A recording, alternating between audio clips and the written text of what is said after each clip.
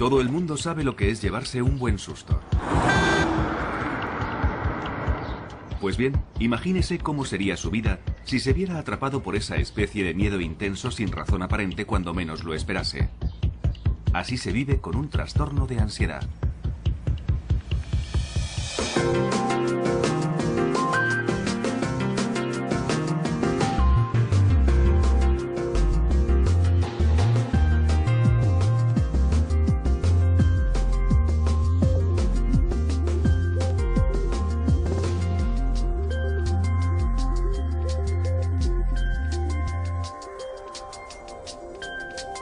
Es normal sentir desasosiego en situaciones angustiosas o peligrosas, pero normalmente pasa rápido y la vida continúa. Sin embargo, la ansiedad es continua y para algunas personas no pasa. Se convierte en un problema que termina controlando sus vidas. Me di cuenta de que me dejaba llevar por el pánico cada vez que salía de casa. Mi casa era el único lugar seguro. Así que si estaba dentro de estas paredes me sentía segura. Incluso tener que ir al buzón era algo tremendo. Sandra Snow tenía 30 y pocos años, estaba felizmente casada y tenía 2 hijos de menos de 5 años cuando la ansiedad empezó a apoderarse de ella. Cada vez que salía y cogía el coche, estaba deseando volver a casa. Y nada más llegar me empezaba a sentir bien. Descansaba un rato y me ponía bien. Después empecé a pensar, no son simples mareos, tiene que ser algo más. Tenía palpitaciones en el coche, me sentía mareada, con náuseas e incómoda. Y llegó un momento en que dejé de salir, siempre estaba en casa, ponía excusas, decía que no me encontraba bien, que tenía dolor de cabeza, que tenía algún virus estomacal, que estaba enferma, que los niños no estaban bien. Me inventaba cualquier excusa. Al recordarlo, Sandra es consciente de que evitó hacer ciertas cosas durante mucho tiempo. Pero después de 3 meses particularmente agobiantes a cargo de sus 2 hijos pequeños, de un marido enfermo, un negocio y de ella misma, la ansiedad le superó. Hace como un año, digamos que empecé a evitar algunas cosas. No quería ir al cine y cosas así, ni estar entre mucha gente. Y además creo que el estrés de cuidar de mi familia también influyó de alguna manera. Durante los 7 años siguientes, Sandra vivió un constante miedo diario a los ataques de pánico que llegaron a controlar su vida. Es una sensación horrible. Por eso la gente dice que debe ser parecido a un infarto. El corazón te late muy rápido y tienes un ligero dolor en el pecho. Te falta la respiración. La cabeza te da vueltas. Te tiemblan las rodillas y no sabes si vas a vomitar porque todo es muy confuso. Tienes el estómago, la cabeza, todo el cuerpo como sobresaltado. Supongo que es una especie de sobresalto, una sensación horrible. En el núcleo de estas sensaciones tan desagradables está la ansiedad y un mecanismo que todos tenemos para sobrevivir al peligro inminente que es luchar o huir. Se conoce como respuesta lucha-huida. La ansiedad es un síntoma normal. Todos somos capaces de experimentarla. Pero en los trastornos de ansiedad, las rutas de dicha ansiedad son demasiado sensibles. Afectan mucho más a la gente que sufre trastornos de ansiedad que a la gente que no tiene esos problemas. Estas rutas de ansiedad afectan a 3 partes principales del cerebro. El estímulo, que históricamente era un animal salvaje y que hoy en día es más parecido a un coche de carreras, llega al cerebro a través de los ojos y la respuesta se coordina en una parte del cerebro conocida como amígdala. Esto activa la parte pensante del cerebro, la corteza prefrontal. A la vez, la célula más primitiva del cerebro se acciona provocando la ansiedad y por consiguiente la respuesta de lucha-huida. Aumenta la tasa cardíaca. La respiración se hace más rápida y se entrecorta. Y los músculos se contraen. Todo ello tiene como objetivo sobrevivir al peligro físico, pero lo que hace es provocar un ataque de pánico por una mala interpretación provocada por los trastornos de ansiedad. Porque si se padece un trastorno de ansiedad, estas partes del cerebro se activan fácilmente. Se sufre un ataque de ansiedad Y al experimentar miedo, se tiene un pensamiento distorsionado. Algo terrible va a ocurrir. Vas a perder el control. Vas a sufrir un infarto. Vas a morir. Y para el 10% de personas que sufrirán un ataque de pánico, es el miedo a tener otro lo que puede producir que se instale el trastorno. Bueno, el típico ejemplo es el de una persona que sufre un ataque de pánico en un lugar muy concurrido, como un supermercado lleno de gente un jueves por la tarde. Es una experiencia verdaderamente horrible. La persona vuelve a su casa pensando en cuándo tendrá otro de esos ataques de pánico. Terminan sintiendo una ansiedad permanente. Se denomina agorafobia, que etimológicamente significa miedo a los lugares públicos abiertos, es decir, se tiene miedo a ir a cualquier lugar desprotegido.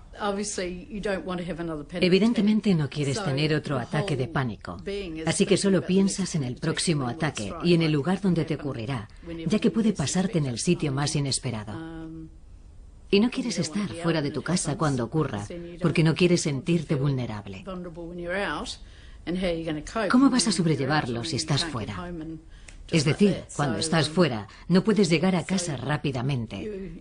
Así que terminas evitando salir, porque sabes que si tienes un ataque en el supermercado, no volverás al supermercado.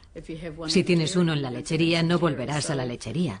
Y terminas evitando todo lo que te hace sentir incómoda, que finalmente es todo. Durante 7 años, Sandra apenas salió de su casa, y mientras algunas personas que sufren ataques de ansiedad o agorafobia tienen muy pocos ataques de pánico, para Sandra formaban parte de su vida, y cualquier cosa podía desencadenarlos en cualquier momento, como por ejemplo, salir por la puerta de su casa. Digamos que mi desafío cada mañana era salir a recoger el correo. Me obligaba a hacer ese tipo de cosas insignificantes. Pensaba que ir al buzón era mi forma de hacer algo. Me hacía sentir un poco útil, así que ir a recoger el correo era una especie de objetivo diario. Incluso haciendo eso, el riesgo de sufrir un ataque de pánico siempre estaba ahí y siempre era muy desagradable. Te tiemblan las piernas. Sientes que te tienes que agarrar a algo. Yo me tenía que agarrar a lo que fuera. Si no tenía un bastón, me tenía que agarrar a un seto o a algo que tuviera cerca. Pero tenía que agarrarme a algo para no descentrarme, para poder dar el siguiente paso. Necesitaba algo donde agarrarme. La cabeza te da vueltas. El corazón se te acelera. Yo no podía mirar a los lados, solo podía mirar al buzón y después darme la vuelta y volver. A veces incluso le era difícil hacer las tareas domésticas por el efecto que tenían en su ritmo cardíaco. Creo que es porque cuando haces algo extenuante, aunque pasar la aspiradora no lo sea, estás haciendo algo que acelera tu ritmo cardíaco. Y esas palpitaciones son parecidas a las que tienes cuando sufres un ataque de pánico. Es una sensación que la mayoría de la gente ni siquiera nota y aunque lo hagan no le dan importancia. Pero cuando se padece un trastorno de ansiedad, el aumento del ritmo cardíaco puede activar la ruta hacia la amígdala, que a su vez activará la ruta a la parte pensante del cerebro, donde se malinterpretará como el comienzo de un infarto. Por eso se siente ansiedad y el ritmo cardíaco se acelera y las rutas se activan. Es un círculo vicioso que termina en el ataque de pánico que se estaba intentando evitar a toda costa.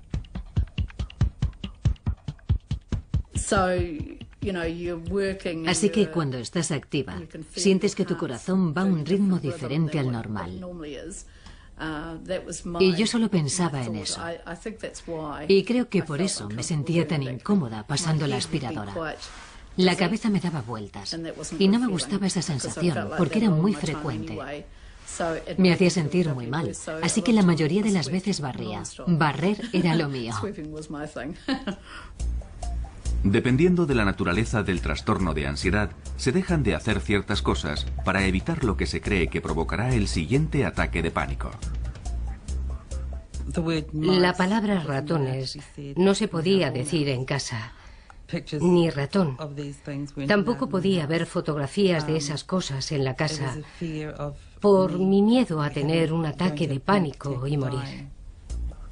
1 de cada 5 personas sufrirá un ataque de pánico en su vida y 1/4 de ese porcentaje padecerá una fobia específica.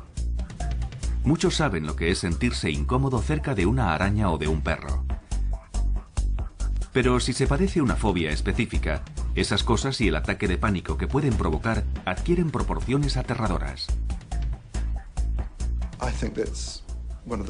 Una de las partes principales de un ataque de pánico que no se da en la ansiedad normal es tener una sensación de fatalidad inminente, además de unas sensaciones físicas verdaderamente intensas. Cuando Joyce Waddington tenía 20 y pocos años y 2 niños menores de 5 años, su enorme deseo por evitar más ataques de pánico superaba con creces los niveles de ansiedad normal. Bueno, mi paranoia llegaba al punto de pensar que había ratones en el tejado. Creía que había miles de ratones y que un día se derrumbaría y todos los ratones me caerían encima, por todo el cuerpo. Ver un ratón me matará, porque sufriré un ataque de pánico tan grande que moriré. Joyce era presa de una fobia totalmente desarrollada a los ratones, una fobia específica o simple. Es cuando la gente tiene un miedo concreto a cierto tipo de situaciones, a un objeto o a un animal del que están cerca. Y al quedar expuestos a ello, o simplemente el pensar en estar cerca, tienen una reacción inmediata de ansiedad, pasan mucho miedo y quieren huir, y terminar con esa situación o resisten con gran dificultad. Normalmente se trata de alturas, espacios cerrados, espacios abiertos, fuertes vientos, agua, perros, gatos, serpientes, arañas, polillas, pájaros, insectos, ratones, agujas, sangre, médicos, hospitales. Hay cientos de fobias, pero estas son las más comunes. Todo parece bastante inofensivo, pero cuando se tiene una fobia específica, esta puede controlar la vida de una persona. No me podía quitar de la cabeza la obsesión de que había ratones en cualquier sitio. Lo que también me ocurría es que empecé a oler a ratones y los olía por todos lados, 24 horas al día.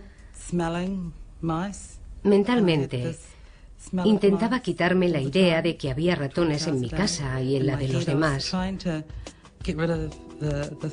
No era solo en mi casa. En las botas de agua. Se metían en las botas de agua. Y sabía que eso ocurría porque de pequeña tenía unas, y un día que fui a ponérmelas salió un ratón de ellas. Creo que ese fue un momento trágico de mi infancia.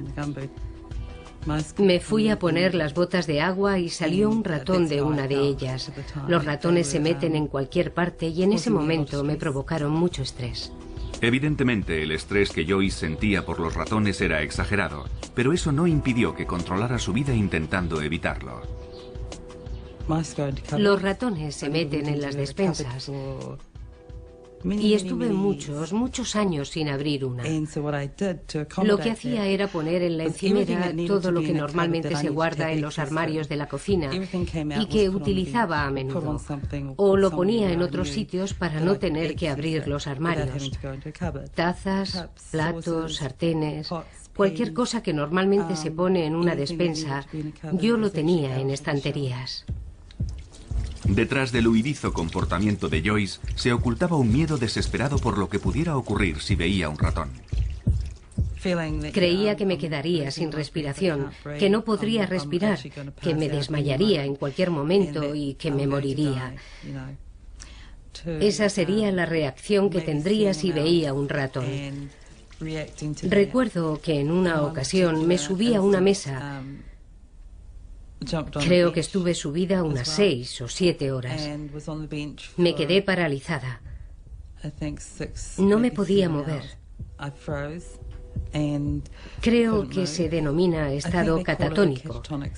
Es cuando la gente se queda paralizada en un determinado momento.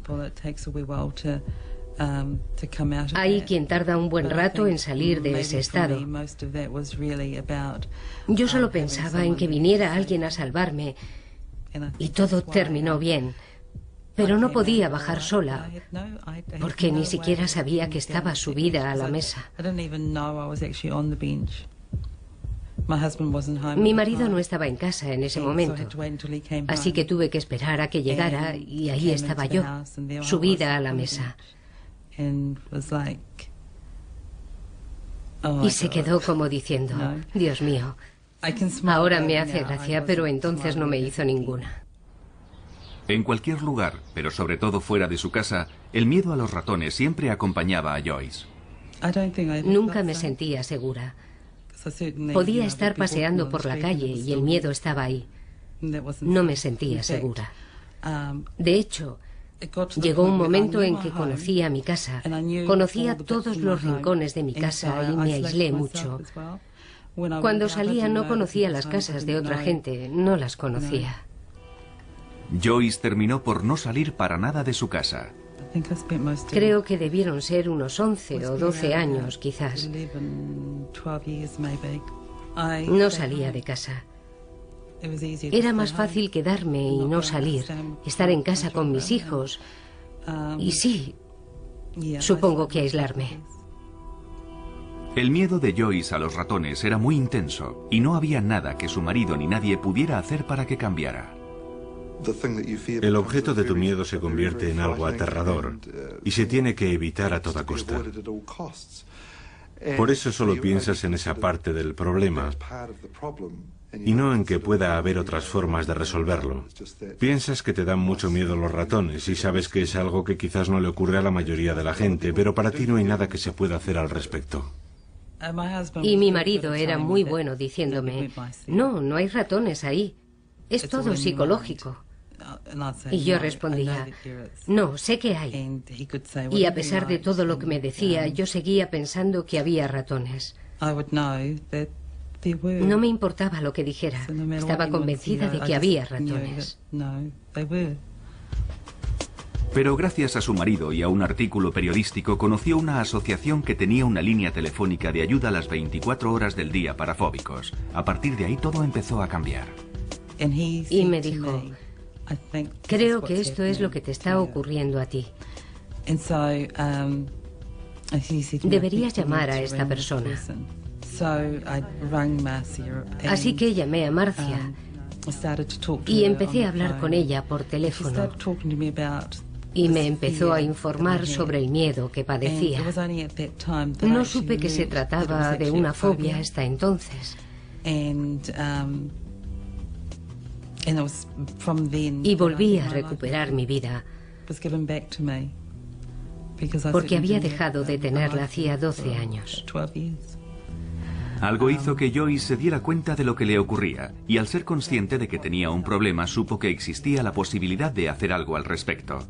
Hasta entonces, había asumido que el miedo a los ratones era parte de sí misma, por lo que la idea de someterse a un tratamiento nunca se le había pasado por la cabeza.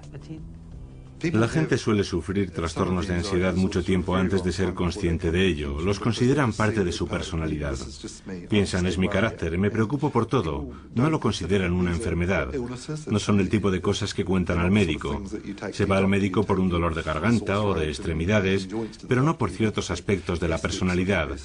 Así que estas personas sobrellevan como pueden su preocupación y ansiedad crónica. Por eso muchas personas con trastornos de ansiedad llevan vidas muy limitadas y aisladas en lugar de buscar ayuda. Durante muchos años he hecho de todo para ocultar los síntomas sin saber con seguridad qué ocurría en mi propio cuerpo. Ni siquiera podía reunir la suficiente valentía como para preguntar a alguien ¿qué me está pasando? Asumí que era algo normal. A menudo suelen padecer diversos trastornos de ansiedad y pueden ser desesperantes. Si no se ha sufrido un trastorno de ansiedad, no es fácil comprender la intensidad que pueden llegar a alcanzar la angustia y el miedo. La preocupación acaba acaparando todo el tiempo. No es una preocupación sobre ciertos hechos aterradores que puedan ocurrir, sino sobre todo. Así que se pasan el día preocupados por una gran variedad de cosas y no duermen. Son personas irritables, están muy tensos permanentemente y su cerebro nunca descansa. Y de forma parecida, la ansiedad social no es solo un problema de timidez, impide a la gente vivir su vida. No van a entrevistas, no progresan en su carrera, no les gusta hacer amistades porque no les gusta sobreactuar, ni pedir a nadie que salga con ellos, ni les gusta comer en público, no les gusta firmar tarjetas de crédito con alguien mirándoles. Afecta a todas las parcelas de su vida. Es una enfermedad horrible. Grant Cooper, de 41 años de edad, estuvo aislado durante muchos años debido a su fobia social. Hace 18 meses se sometió a un tratamiento intensivo que le está permitiendo recuperar cierto control sobre su vida. Pero aún recuerda su último ataque de pánico en un partido internacional de cricket al que fue con unos amigos. Estaba sentado en la tribuna y tenía suficiente espacio a mi alrededor. No había demasiada gente, así que estaba bien. Pero cuando llegaron los demás, nuestros asientos estaban en medio de una fila y estábamos rodeados de gente. Y en ese momento empecé a pensar, vaya, va a ser difícil levantarme y avanzar con tanta gente, pero voy a levantarme para ir a comprar unas cervezas. No sé si podré atravesar las abarrotadas gradas sin tambalearme y derramar la cerveza. Y fue entonces cuando empecé a sentirme muy tenso y angustiado. Empecé a tener síntomas muy fuertes en las piernas. Las tenía muy tensas. Y en las 2 horas que duró el partido estuve más concentrado en las sensaciones de mi cuerpo que en el partido de cricket. Durante años, Grant había intentado sobrellevar su ansiedad solo. Incluso cuando se dio cuenta de que tenía un problema, fue reacio a hablar de sus síntomas. A menudo son enfermedades que se padecen en silencio. El trastorno de ansiedad generalizada se suele padecer durante 20 o 25 años antes de ser tratado. Esas personas viven con un exceso de preocupación. Y en algunos casos la fobia social se suele sufrir 10 o 15 años antes de que se trate. Ahora tengo 41 años. Y sí, ahora soy consciente de ello. He empezado a ser consciente de que tengo problemas desde los 13 años. Grant recuerda perfectamente el comentario del compañero de clase que le hizo sentirse angustiado por primera vez. Hizo un comentario sobre la forma en que yo andaba, sobre cómo caminaba entonces. Y sí, no sé qué estaba haciendo en ese momento, no lo sé. A veces siento que ando normal y otras veces creo que me observan. Y cuando me siento observado es cuando me pongo tenso y angustiado y se me agarrotan los músculos. A pesar de tener una infancia feliz, Grant fue un niño tímido y retraído. Recuerdo que era un niño nervioso y, bueno, también angustiado. Me daba miedo participar en muchos deportes y ese tipo de cosas. Era un niño muy callado y no me gustaba destacar. Pero padecer un trastorno de ansiedad no es simplemente una cuestión de timidez extrema. Las personas que sufren trastornos de ansiedad tienen quizás un tipo de personalidad subyacente muy sensible y angustiada, pero también tienen una afección que es más específica y que puede ser una ansiedad social, una fobia o lo que sea, o incluso una preocupación excesiva. Y nadie sabe en realidad por qué algunas personas desarrollan este tipo de trastornos y otras no. Es un curioso comportamiento del cerebro que no comprendemos totalmente. No sabemos por qué actúa de esa forma, si es debido a determinados percances durante la infancia, a algún tipo de vulnerabilidad genética. No sabemos por qué el cuerpo reacciona de esa manera peculiar, pero no tiene nada que ver con una posible debilidad. Estas personas no eligieron ser así, simplemente son así. Igual que otras personas que padecen otro tipo de enfermedades médicas. No es que sean más débiles, simplemente son así. Mala suerte. Los trastornos de ansiedad afectan al 20% de la población y si se tiene la mala suerte de ser socialmente fóbico, estar con otras personas se puede convertir en un verdadero calvario. Recuerdo que una vez, saliendo de casa, escuché unas voces en mi cabeza que me decían: No quiero ir, no quiero ir. Y era como si gritaran dentro de mi cabeza. Cheryl Freeman, una mujer felizmente casada y con 2 hijos que ahora estudia psicología, cree que su fobia social surgió de un trastorno de ansiedad generalizada que había comenzado 10 años antes.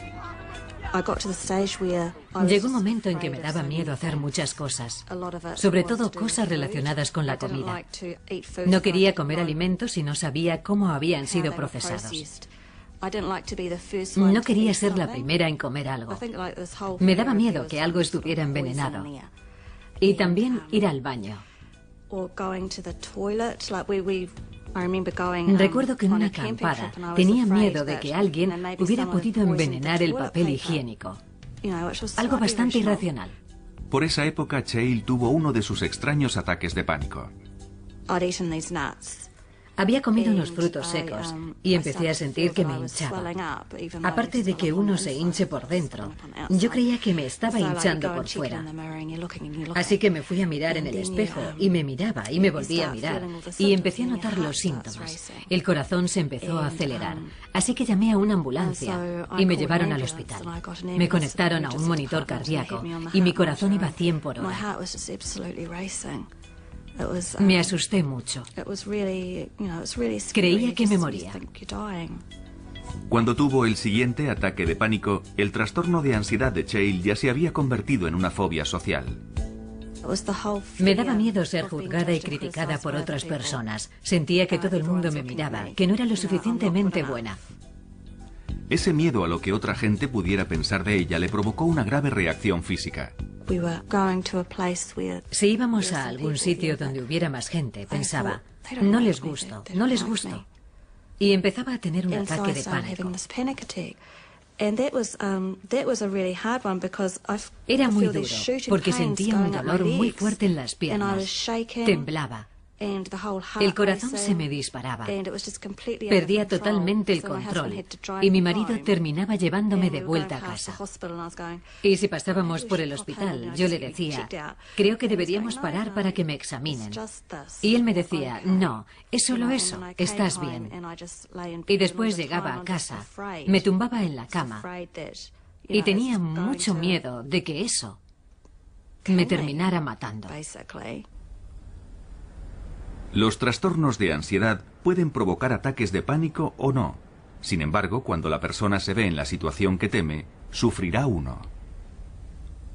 Un fóbico a los ratones, al enfrentarse a un ratón, tendrá un ataque.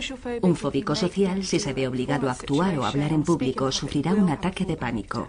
O una persona que padezca agorafobia tendrá un ataque de pánico en un lugar concurrido donde no podrá escapar. A pesar de las similitudes, los diferentes trastornos pueden diferenciarse claramente cuando se pregunta a los fóbicos a qué tienen miedo exactamente.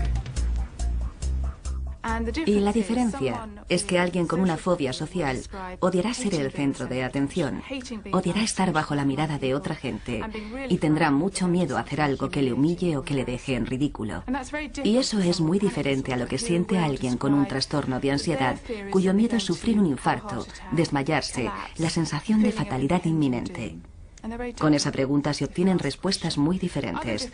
Otras diferencias son que alguien con fobia social no querrá tener a nadie cerca para que nadie vea lo humillante o lo estúpido que parece, mientras que alguien con un trastorno de pánico sí querrá tener a alguien cerca para que le ayude en caso de sufrir un infarto o algo así.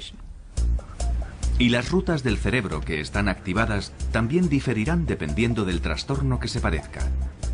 Cuando se han estudiado grupos de personas con estas afecciones y se han analizado qué partes del cerebro se encienden y cuáles se disparan en una situación que provoca ansiedad, parece que también son diferentes dependiendo del trastorno que se sufra. Por tanto, con la ansiedad social parece haber más actividad en la parte pensante del cerebro y en la amígdala que coordina la respuesta de la ansiedad. El trastorno por pánico activa esas dos partes del cerebro, pero también la parte inferior y más primitiva del cerebro responsable del lado físico de la ansiedad. Lo que se hace como resultado de la ansiedad también difiere. Alguien con fobia social, a quien no le gusta comer en público, se sentará de espaldas a la puerta para que nadie le pueda ver comer. Mientras que alguien con un trastorno de pánico se sentará muy cerca de la puerta para poder salir corriendo si sufre un ataque de pánico. Igualmente, en la cola de un supermercado, las personas con fobia social sentirán cada vez más ansiedad a medida que se acercan a la caja porque alguien les va a mirar. Van a tener que firmar su tarjeta y les temblará la mano y todo el mundo lo verá. Sin embargo, alguien con trastorno de pánico se sentirá cada vez más angustiado porque no puede salir de ahí. La agorafobia de Sandra era tan intensa que evitaba salir de casa. Sin embargo, no le impedía estar con gente. No padecía fobia social. No tenía problemas con los grupos sociales, pero salir y dejar la seguridad de mi casa era mi zona segura. Necesitaba el contacto con la gente, porque yo soy una persona muy sociable, igual que mi marido.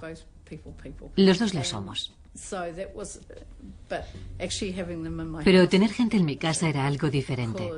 Los ataques de pánico que tenía me incomodaban mucho, porque tenía que irme al dormitorio o al baño para intentar que se me pasaran.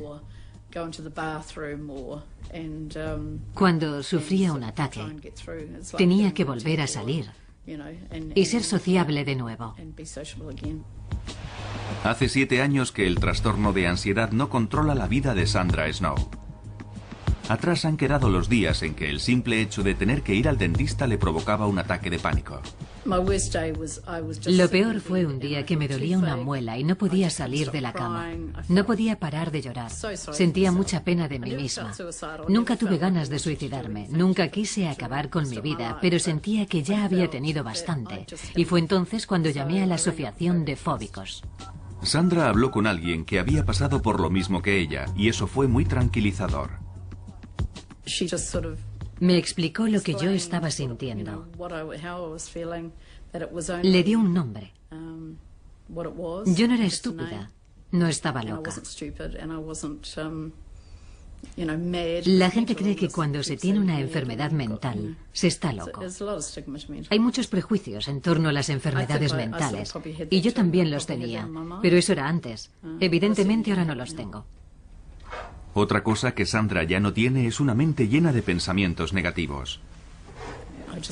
No siempre podía quitarme de la cabeza todos esos pensamientos negativos. No podía. Estaban ahí. Y no era por falta de confianza o porque no me sintiera bien conmigo misma. No era eso. Sin embargo, no podía librarme de ellos. Siempre estaban ahí. Estaban en mi cabeza permanentemente. Y no me podía acostumbrar a ellos. Pero no podía librarme de ellos tampoco. Durante años, Sandra intentó solucionarlo sola con cintas de relajación y obtuvo alguna mejoría con su ansiedad. Pero era temporal.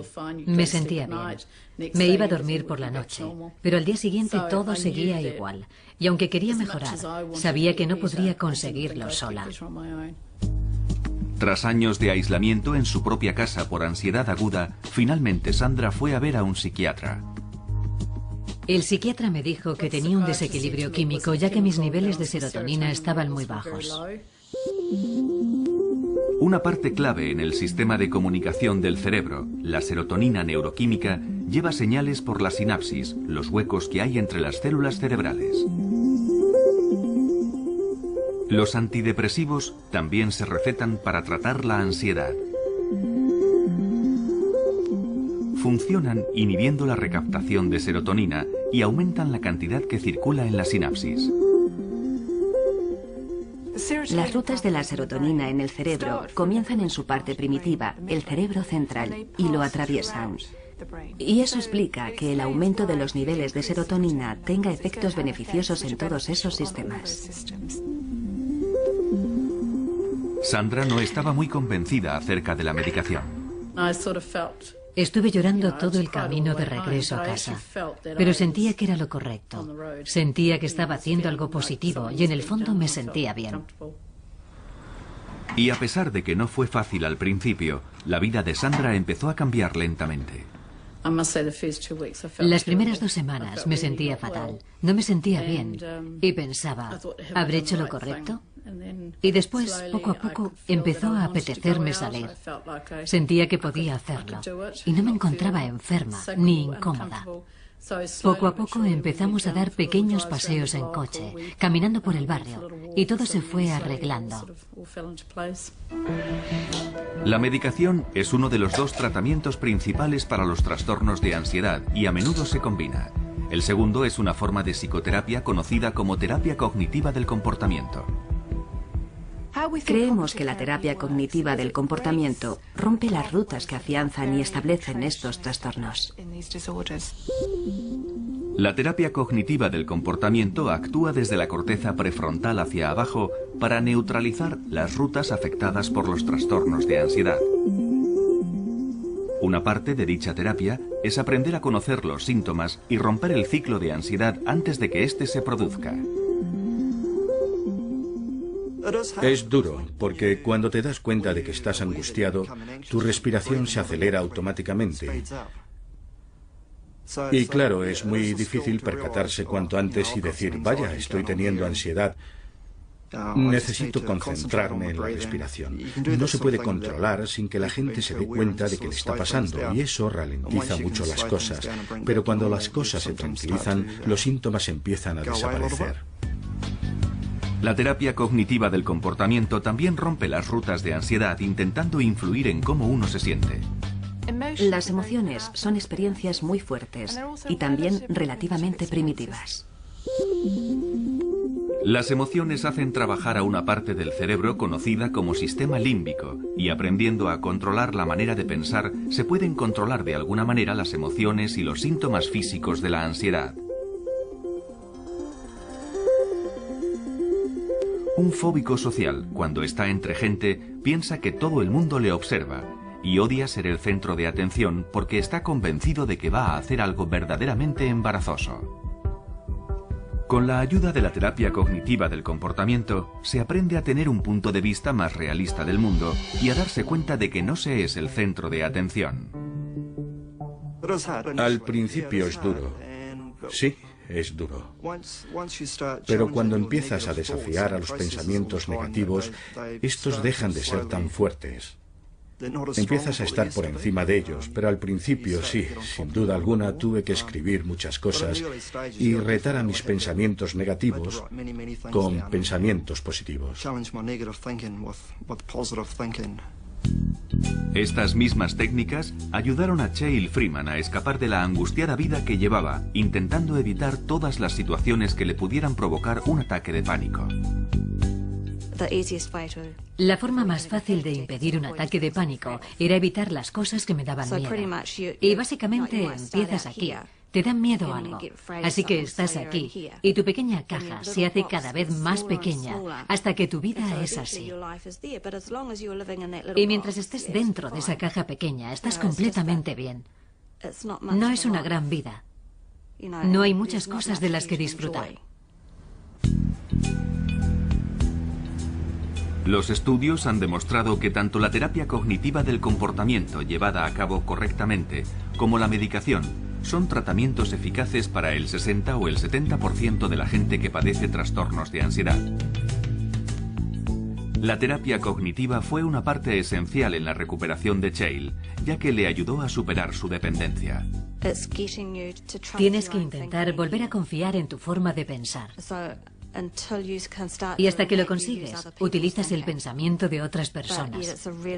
Pero sí, esa es una parte muy importante del proceso para llegar a la etapa en la que puedes pensar, vaya, se me está acelerando el corazón. ¿Por qué? Ah, vale, porque he subido escaleras. O puedes estar en una situación en la que te sientes alterado o nervioso y piensas, bueno, no pasa nada porque esté nervioso. Todo el mundo puede estar nervioso. Hay que aprender a confiar en uno mismo. Cheryl combinó la terapia cognitiva del comportamiento con otras técnicas como el Reiki, la relajación y la meditación. Sin embargo, cree que fue la medicación a la que al principio fue tan reacia la que le ayudó a poner toda la teoría en práctica. Hice muchas cosas porque tenía miedo de la medicación. Era uno de mis miedos generalizados. Me había propuesto hacerlo de una manera natural y lo quería conseguir para decir al mundo, se puede hacer así, no hace falta la medicación. Pero Cheryl fue finalmente a un psiquiatra que le dijo que también sufría una depresión.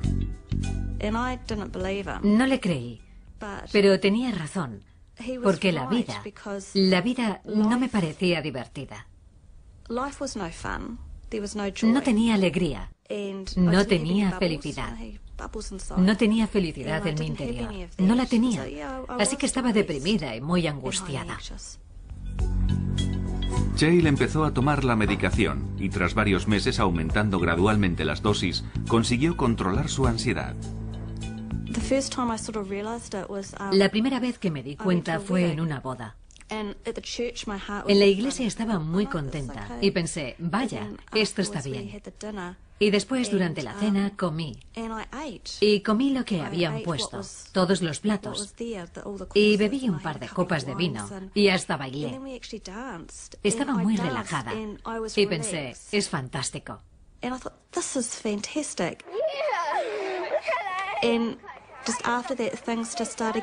Y después las cosas empezaron a ser más fáciles. Y supongo que uno no se da cuenta en realidad. Es decir, no piensas todo el rato, vaya, lo he vuelto a hacer. Pero siempre te emocionas un poco. Piensas, sí, lo he hecho. Puede que a veces las cosas no salgan bien, pero tienes que pensar, de acuerdo, es un paso atrás. Pero con el tiempo, los buenos momentos empiezan a superar a los malos. Y llega un día en que deja de haber malos momentos. Dependiendo del trastorno de ansiedad que se padezca, otro posible tratamiento es la exposición gradual al objeto del miedo, lo que se conoce como terapia de exposición gradual. Forma parte de la terapia cognitiva del comportamiento y Joyce Waddington se estaba sometiendo a ella sin darse cuenta. Parte del mensaje de la terapia cognitiva es que no va a matarte. Es desagradable, lo reconocemos, pero se puede aprender de ella y te puede enseñar técnicas para aprender a tolerar y a sobrellevar estos sentimientos. Al obligarse a permanecer en esa situación, el cuerpo se acostumbra a estos intensos sentimientos de miedo y ansiedad. Y no empeoran, sino que finalmente desaparecen. Y con cada exposición, la calma llega más rápidamente. Confeccionar ratones de trapo fue la terapia de exposición gradual de Joyce, y el primero fue el más difícil. Me sentía como si estuviera haciendo un ratón de verdad. Como si fuera un ratón verdadero. Creo que hasta tuve palpitaciones. Fue extraño ponerle la cola porque me parecía una cola de verdad. Cuando lo tuve entre mis manos, no quería volver a tocar un ratón nunca más. Tener un ratón entre mis manos. Creo que ese fue el peor momento. Pero con el tiempo fue cada vez más fácil. Me hice muy creativa y empecé a confeccionar otros animales también. Y a partir de ahí, mejoré mucho. Joyce ha recorrido un largo camino desde que hizo su primer ratón de trapo.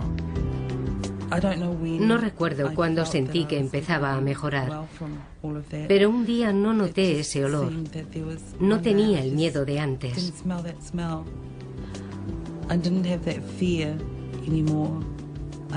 Y empecé a salir, a vivir. Podía conducir.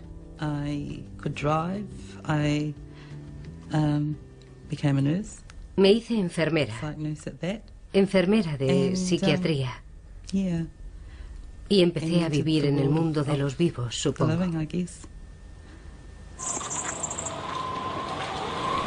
En la recuperación de Grant Cooper también influyó una exposición gradual a sus situaciones más temidas. Las primeras veces, el simple hecho de ir andando a la ciudad con un grupo de gente era muy difícil. Se me agarrotaban los músculos de las piernas. Era muy difícil porque intentaba concentrarme en mi respiración y en todas las cosas que había aprendido. Pero era muy difícil hacerlo todo al mismo tiempo. Pero sí, como he comentado, cuanto más lo hacía, más fácil era. Y después hice muchos ejercicios yo solo, como caminar por mi barrio o ir a la parada del autobús y ese tipo de cosas que normalmente evitaba hacer. Sin prisa pero sin pausa, Grant está retomando la vida que la mayoría damos por supuesta. Nunca me recuperaré totalmente, pero por lo menos puedo controlar la ansiedad. He podido retomar mi vida y estoy deseando volver a trabajar en el futuro.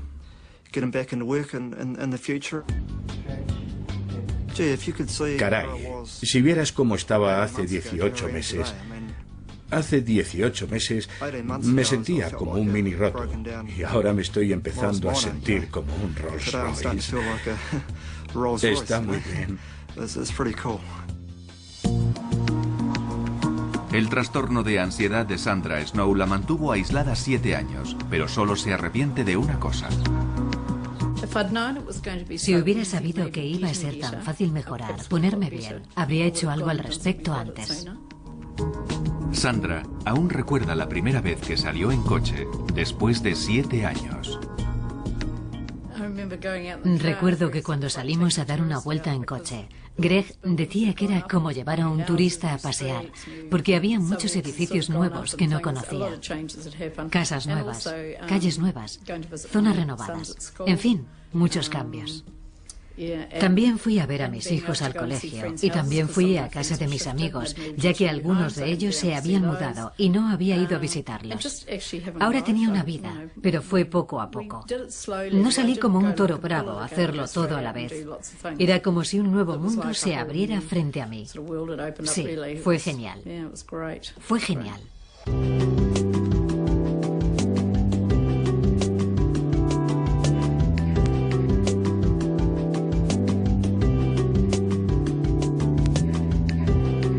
Es provocar un ataque de pánico por una mala interpretación provocada por los trastornos de ansiedad.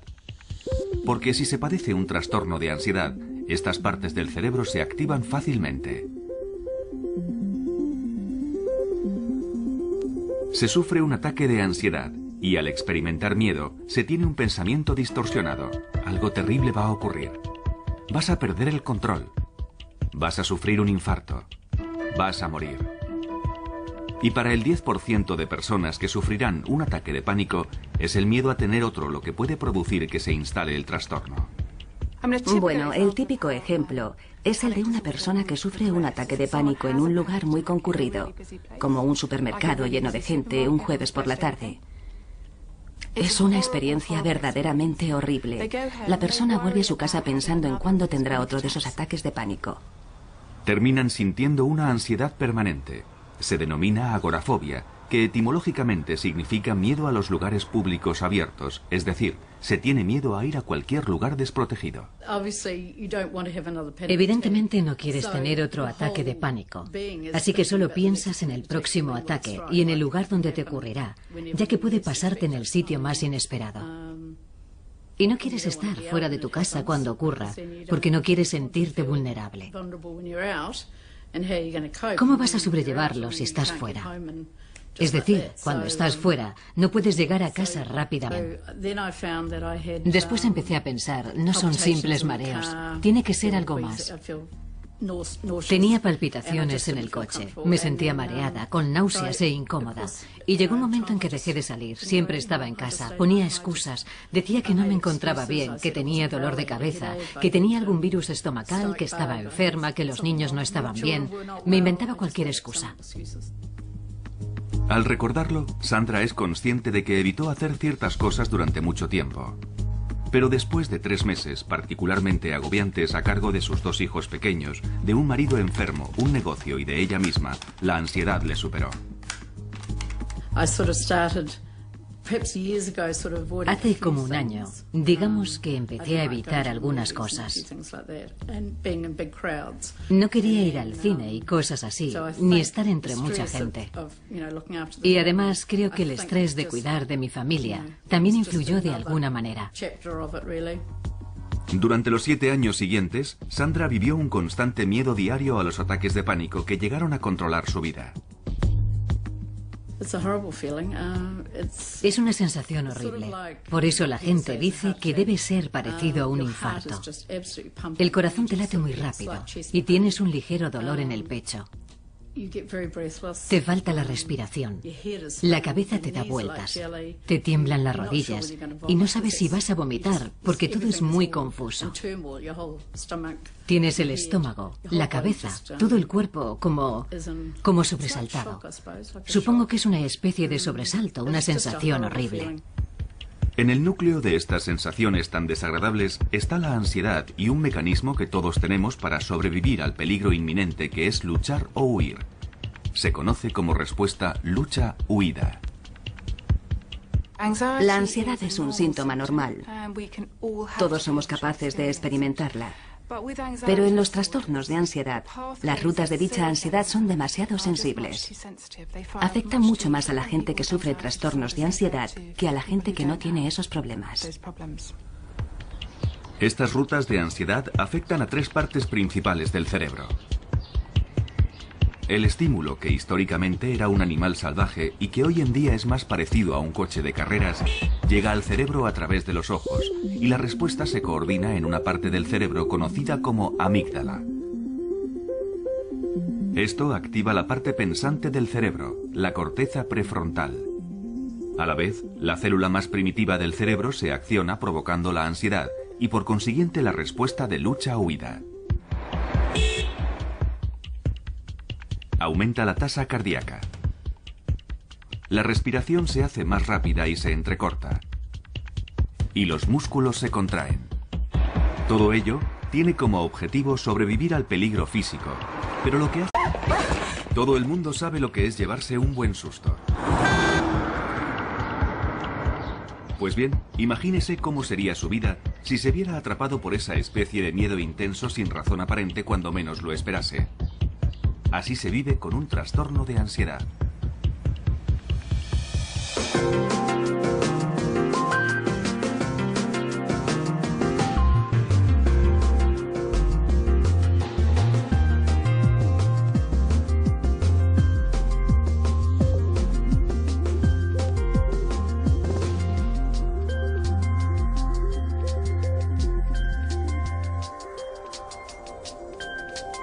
Es normal sentir desasosiego en situaciones angustiosas o peligrosas, pero normalmente pasa rápido y la vida continúa.